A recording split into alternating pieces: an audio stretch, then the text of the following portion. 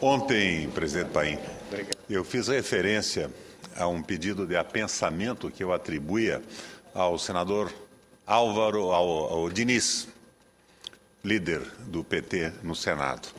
O apensamento de um projeto de legalização dos diplomas havidos fora do Brasil, que foi apresentado por mim num consenso com o Ministério da Educação, com o ex-ministro Haddad. Esse projeto já tramitou na Comissão de Educação, já foi objeto de audiência pública e, de repente, não mais que de repente, surgiu um pedido de apensamento a um projeto antigo, ou mais novo que o meu, da senadora Vanessa Graziotin, que se refere exclusivamente aos médicos. O meu projeto estava para votação já na Comissão de Relações Exteriores, com o relatório apresentado pelo senador Cristóvão. E se esse apensamento for mantido pela mesa, ele volta atrás. É uma regressão de um ano de um projeto que já foi objeto de audiência pública e de grandes discussões. A senadora Vanessa, num determinado momento, pensou em pedir o apensamento. Eu conversei com ela e ela compreendeu que o projeto que eu havia apresentado em consenso com o Ministério, resolvia o problema dos médicos também. E resolvia o problema dessas 100 mil bolsas de estudos que a nossa presidenta sabiamente está oferecendo aos alunos brasileiros. O pedido de apensamento foi apresentado pelo senador Eduardo Braga. Conversei com ele, ele retirou o pedido e o projeto voltou a tramitar. Mas, mais recentemente, Sua Excelência, o senador Davim, refaz o pedido. E eu faço aqui na tribuna um apelo para que, retirando esse pedido, deixe o projeto tramitar e a gente trate conjuntamente com o problema dos médicos. Ele está, nesse momento, sendo examinado pela mesa, porque o pedido é feito à mesa e resolvido pela mesa. Então, se o senador pudesse interferir nesse sentido, eu agradeceria. Senadora Vanessa, eu vim aqui hoje mostrar um pouco da minha perplexidade sobre o que está acontecendo no Senado em algumas circunstâncias. Nós recebemos aqui no plenário uma indicação da nossa presidente, do senhor Bernardo Figueiredo, para presidente da NTT. O plenário tomou conhecimento de auditorias feitas pelo Tribunal de Contas da União, de um parecer pela reprovação das contas, parecer técnico, e mais recentemente até pela aquiescência do relator, do ministro conselheiro, em relação ao parecer técnico.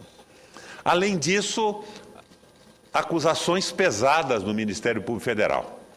E aqui, no plenário, embora a imprensa ligada aos grandes interesses das grandes empreiteiras tivesse dito que o nome tinha sido rejeitado por fisiologia dos senhores senadores, na verdade, ele foi rejeitado diante das informações que nós havíamos recebido sobre a atuação do senhor Bernardo Figueiredo na NTT. Posteriormente, a nossa presidente enviou alguns nomes para a diretoria da NTT, que o líder do governo, interferindo, fez com que também fossem retirados. A consequência disso é que a NTT funciona até agora com uma diretoria que não foi aprovada pelo Senado da República, o que é uma excrescência absoluta. E, posteriormente, o governo cria uma empresa de trem de alta velocidade e nomeia nesta empresa o senhor Bernardo Figueiredo. E agora, uma medida provisória quer transformar esta empresa numa empresa de planejamento estratégico, que já tem como presidente o senhor Bernardo Figueiredo, que é o presidente da empresa que antecede do trem de alta velocidade. Se o senhor Bernardo Figueiredo foi recusado pelo Senado, foi porque a sua idoneidade foi posta em questão para o cargo. E se ela foi posta em questão, não é possível que ele seja nomeado para uma outra empresa sem a aprovação do Senado, porque é uma empresa mista. Eu não sei como é que nós podemos aceitar uma situação dessas. Realmente me leva à perplexidade. Ao bispo, eu não posso reclamar, ao bispo de Brasília. Tampouco está aqui o nosso Crivella da Igreja Universal para que eu rogue providências a ele. Ele já é ministro da Pesca. Mas o artigo 5º da Constituição brasileira assegura na letra A do inciso 34 o direito de petição aos poderes públicos em defesa de direito contra a ilegalidade ou abuso de poder. É o que eu pretendo fazer nos próximos dias. Eu pretendo protocolar uma petição ao Supremo Tribunal Federal, que é o nosso Tribunal Constitucional, demonstrando a ilegalidade na criação da empresa de planejamento e logística e na nomeação prévia do senhor Bernardo Figueiredo como presidente da dita cuja. Na petição ao STF, eu indico e provo que o ato de criação da empresa de planejamento logístico lesou vários princípios constitucionais, como os da impessoalidade, moralidade, legalidade. Ofendeu o princípio do devido processo legislativo, com o flagrante desrespeito ao Senado, além de violar o princípio da tripartição dos poderes, causa pétrea da nossa Carta. E nós só aceitaríamos isso se a crítica que a imprensa fez em relação ao nosso veto for verdadeira. Se, afinal, os argumentos que eu trouxe ao plenário desta tribuna, com as análises feitas e auditorias feitas pelo Tribunal de Contas e a posição do Ministério Público não foram o motivo para o veto ao senhor Bernardo Figueiredo, e esse Senado é o Senado fisiológico que a imprensa publicou, o Senado sem responsabilidade. Bom, nós vamos resolver isso com a posição dos senhores senadores diante do fato que se coloca agora. Em vista disso, eu peço ao Supremo Tribunal a suspensão da medida provisória que cria a empresa de planejamento e logística, porque não há requisitos de relevância e urgência, além da vedação do nome do notório Bernardo Figueiredo para presidi-la. Vamos aos fatos, senador Paim. No dia 7 de março desse ano, em votação rara, por isso mesmo histórica, o nosso Senado rejeitou a condução de Bernardo Figueiredo para a direção da Agência Nacional de Transporte Terrestre, a ANTT.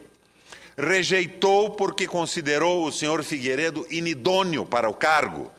Tantas as denúncias do Ministério Público, do Tribunal de Contas da União, da Assembleia Legislativa de São Paulo, através de uma comissão parlamentar de inquérito, de associações e sindicatos da área do transporte rodoviário e ferroviário.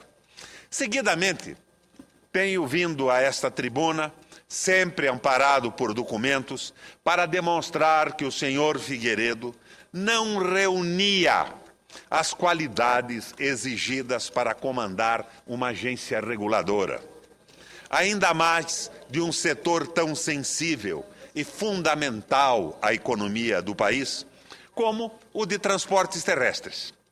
Não apenas por causa da hibridez do referido, ora comandando empresas e entidades de classe do setor de transportes privado, ora pulando do outro lado do balcão para fiscalizar empresas de que, até às vésperas, era sócio ou proprietário. Um típico homem público-privado. Flex, como esses carros que usam álcool e gasolina. Ele trabalha de um lado ou do outro, praticamente quase ao mesmo tempo, ou ao menos com uma simultaneidade impressionante. Não apenas por causa disso, o que já não é pouca coisa, e sim pela absoluta incúria na direção da ANTT, permitindo que as empresas concessionárias do setor, de que um dia foi sócio, não cumprissem contratos e lesassem os interesses públicos de forma assintosa, como se certo estivesse da impunidade. Relatei aqui os casos que se escancaravam na administração desastrosa de Bernardo Figueiredo à frente da agência. Li aqui observações fulminantes, definitivas, do Tribunal de Contas da União e da Justiça Federal sobre as vistas convenientemente grossas de Figueiredo diante dos desmandos das concessionárias, especialmente das concessionárias das ferrovias. O governo federal tinha todo o interesse na nomeação de Bernardo Figueiredo, porque estava passando a ele mais uma atribuição: cuidar do trem-bala. Esse projeto fantasioso, que ainda não assentou um dormente, mas cujo preço de construção aumenta a uma velocidade que se pretende dar à geringonça. Na verdade, bala mesmo é a velocidade do aumento do preço do projeto, porque do trem não ouvimos falar, do assentamento de um dormente sequer.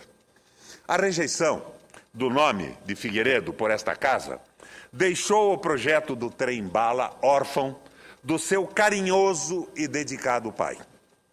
Vai então que os fazedores de mágica do Planalto arquitetam uma saída para contornar a desaprovação ao ex-diretor da NTT.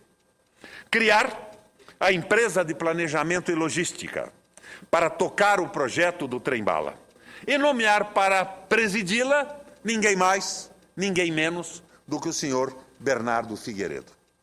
Se a moda pega, se o desrespeito ao Senado for maior do que está sendo agora, caso desaprovemos um presidente do Banco Central, por exemplo, o governo pode criar um Banco Central paralelo numa PPP associada ao interesse dos grandes banqueiros para ali entronizar o seu preferido.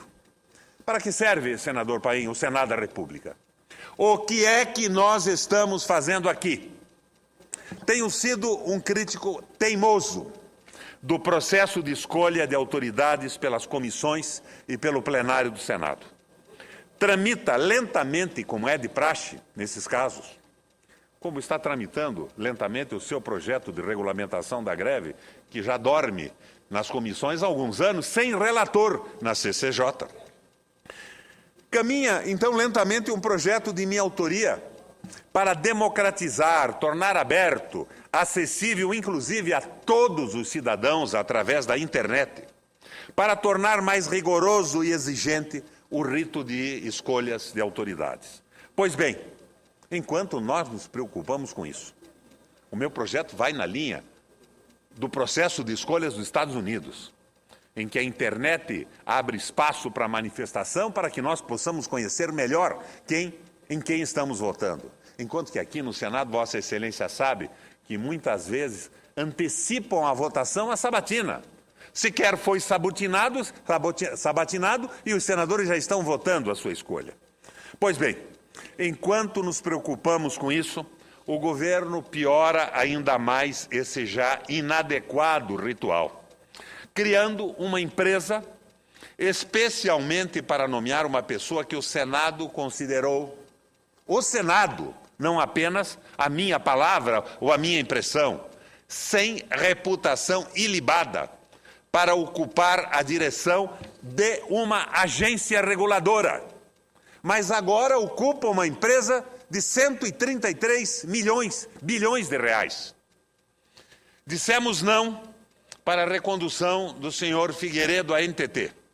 E vamos dizer sim à criação da EPL e à nomeação prévia de Bernardo Figueiredo para comandá-la. Então, a tese da imprensa passa a prevalecer sob a minha impressão, que nós evitamos Bernardo Figueiredo com a responsabilidade de quem havia tomado conhecimento das auditorias do Tribunal de Contas da União e do Ministério Público Federal. Vamos ter uma impressão mais correta disso tudo nos próximos dias. O Senado, eu faço fé, embora confesse que fé não tenho muita, no Senado, não em Deus.